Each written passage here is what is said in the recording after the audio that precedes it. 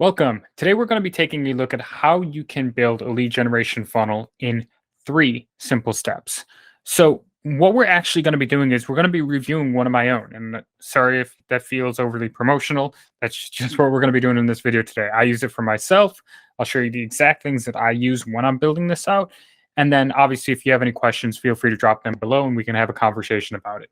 Uh, what we're going to be looking at, though, is the 3 main areas that you want to focus on when you're building out your opt in funnel. Now, the question is, what exactly are you going to be using these kinds of things for? What we're focusing on today is going to be email signups. Now, obviously, a lot of the principles that we're going to be using could be used if you wanted to have a more in depth opt in. But for today, we're going to be focusing on a relatively straightforward campaign structure that you can use for email signups. You can use this on your organic social media. You could use this out at events if you wanted to give it up to free people and just share the link with them. You could use it in advertising campaigns, etc. But the structure that we're going to be going over is going to be a relatively simple structure that pretty much anyone with a basic foundation in technology will be able to implement. So, with that in mind, let's take a quick look. What you can see in front of you is a relatively simple landing page. I built this out on Webflow. We'll take a look at the back end of this in just a second. But realistically speaking, you should be able to build this out in any kind of website builder or landing page builder or CRM that lets you build landing pages. So, the main things that we want to look at are what exactly is this page structurally doing?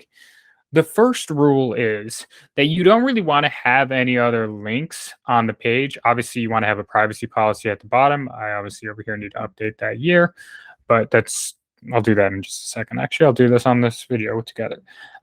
But the first thing that you want to make sure is that there's only one action that's being asked of the person that's signing up.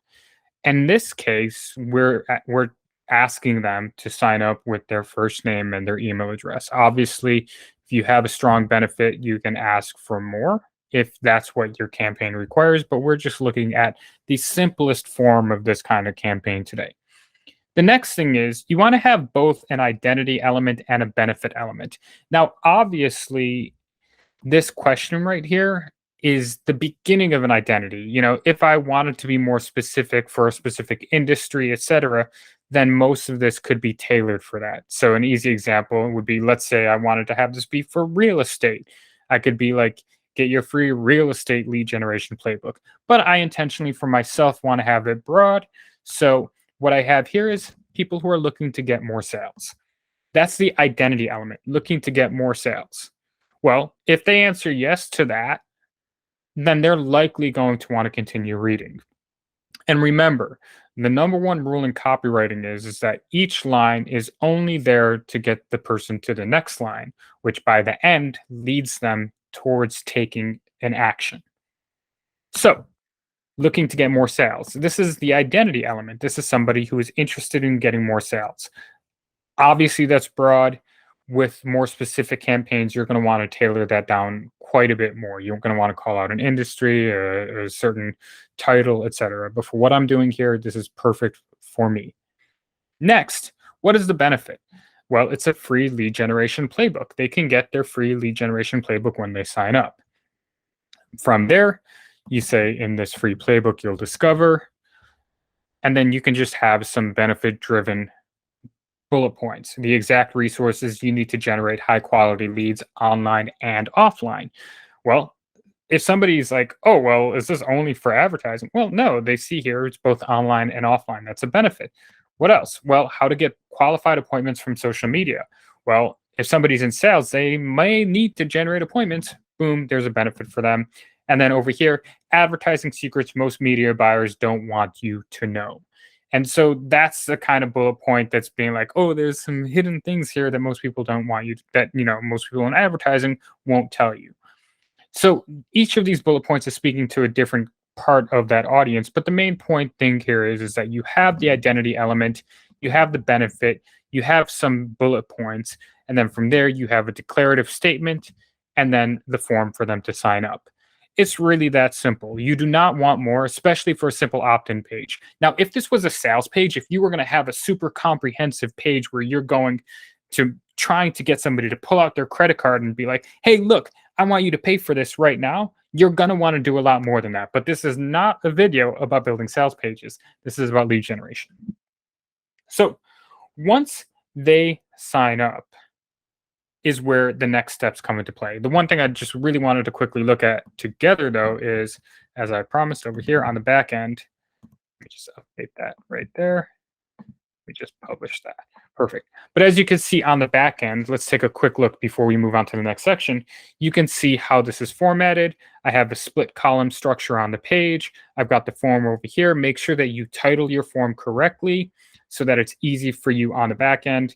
Let me just right over here pull this up, right here. So it's easy for you. And on the next step that we're going to talk about, some of the automation, it's easy for you to find out. So make sure you have a very clear title on whichever tool that you're using for what your form is titled, for what your page is titled, etc.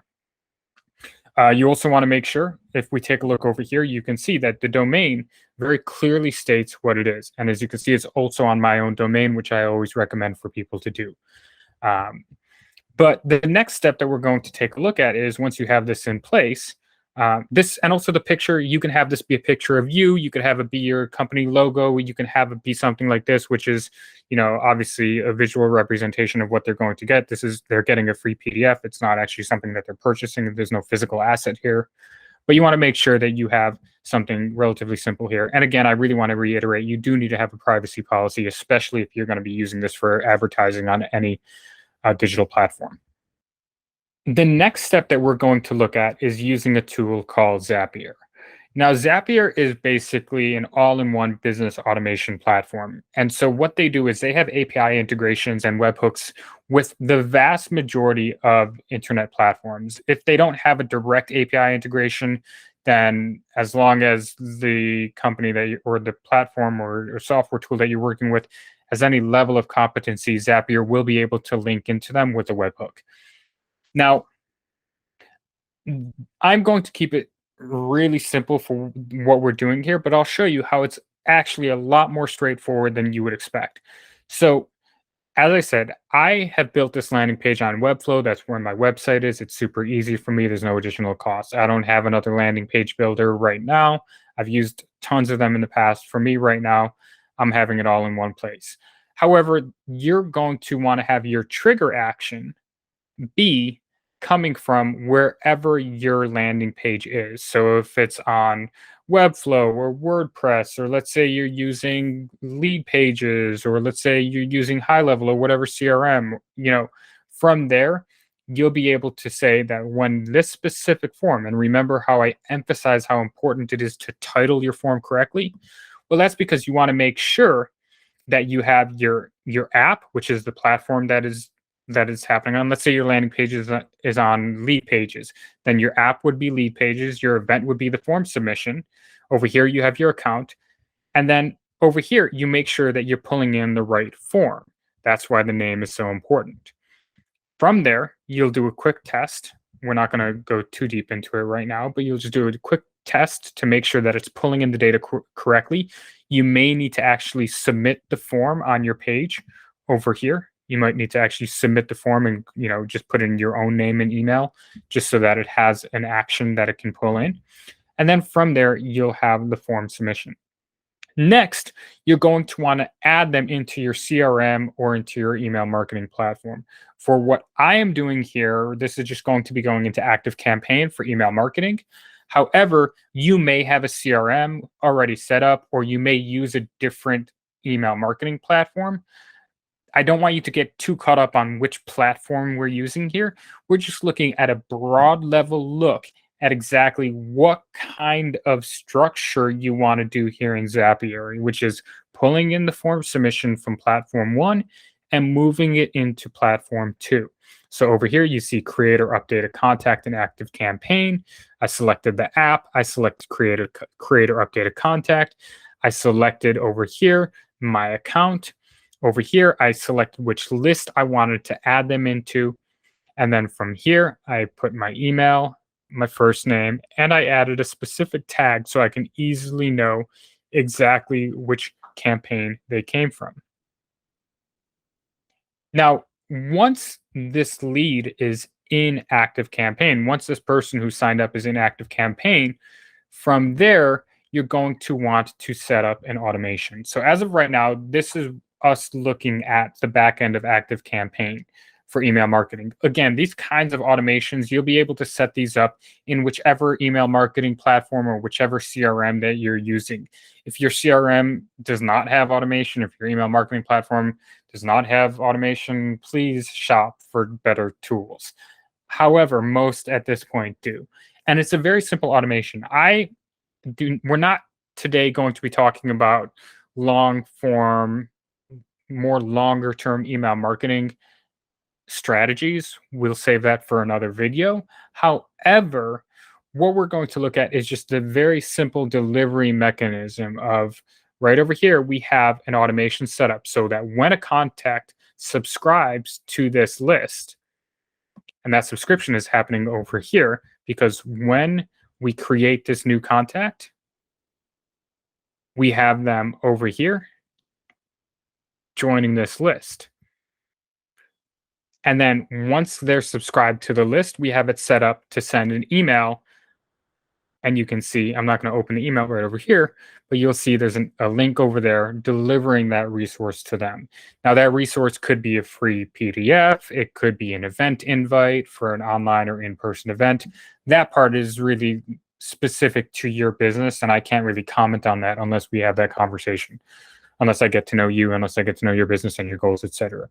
But what we're looking at here is a really simple, straightforward structure where you can, on the back end, build a really simple landing page.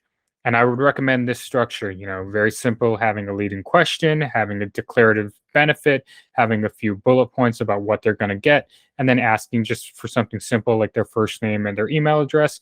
Once they sign up, they can go into Zapier, where you're going to pull their information from platform one and drop it into your email marketing or into your CRM.